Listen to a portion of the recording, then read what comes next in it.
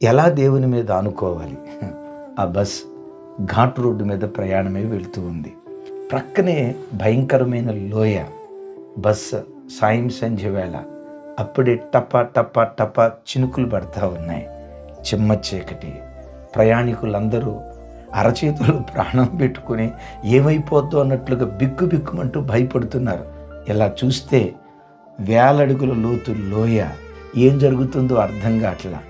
అయితే ప్రయాణికులంతా బిక్కుమంటే ఓ 4-5 సంవత్సరాల చిన్నపిల్లడు మాత్రం బస్ అంతా కలయి తిరుగుతూ హల్లెలూయా స్తుతి మహిమని పాట పాడుకుంటున్నాడట.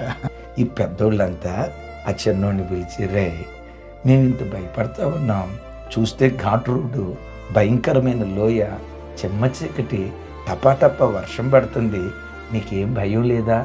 వాడన్నాడట, నాకేం భయం లేదు అంకల్. ఎందుకు నీకు భయం లేదురా? నాకెందుకు అంకుల్ భయం? ఆ బస్సు డ్రైవర్ ఎవరు తెలుసా? మా నానే.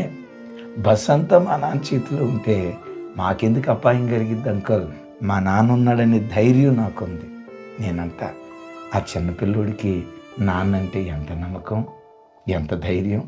నేనంట ఆ నాన్న నమ్మదగిన వాడు కాకపోవచ్చు.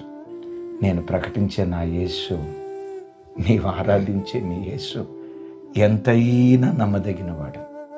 ఎందుకు ఏడుస్తున్నావు పిచ్చిదానా? ఎందుకు కన్నీళ్ళు గారుస్తున్నావు తమ్ముడా? ఎందుకురా వెర్రోడు ఏడ్చినట్టు ఏడుస్తున్నావు? నీవెవరివి? దేవుడు లేని జనానివా? నీవెవరివి? నీవు ఆరాధించే దేవుడు రోషం కలిగిన దేవుడు కాదా?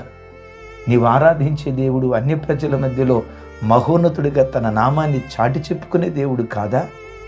నీ పక్షాన యుద్ధం చేయకపోతే ఇంకెవరి పక్షాన నీ దేవుడు యుద్ధం చేస్తాడు? అయితే సుమి, నీ దేవుడు నీ పక్షాన యుద్ధం చేయనట్లుగా ఓరక నిలిచిండు. గాబర పడద్దు, టెన్షన్ పడద్దు. అయ్యో ఈ పరిస్థితి ఏమైపోద్దో, అయ్యో రేపు ఈ అమ్మాయి వివాహం, ఈ సంతానలేమి, ఈ ఈ పరిస్థితి ఏమైపోద్దో అని టెన్షన్ పడుకో, కలవరపడుకో, విచారంతో చింతించుకో. ఎందుకు చింతించొద్దో తెలుసా? చితిమంటలు చచ్చిన మనిషిని కాలుస్తాయి, కానీ గుండెల్లో ఉన్న చింత బ్రతుకున్న మనిషిని కాల్చుకు తింటాయి. అయ్యా మరి మేం చింతించకపోతే ఎట్లా అని అంటారా? నీ గూర్చి చింతించే దేవుడు నీకున్నాడు గనుక నీ చింత యావత్తు ఆయన మీద వేసి నువ్వు ఓరక నిలుచుండు. నీవు మౌనంగా ఉంటే నీ దేవుడు మౌనంగా ఉండడు. ప్రభు ఉన్నాడనే నిశ్చింతతో నువ్వు బ్రతికితే, ఆ నిశ్చింతతో బ్రతికే వ్యక్తుల జీవితాల్లో భీకర కార్యాలు నా దేవుడు జరిగించడం ప్రారంభిస్తాడు.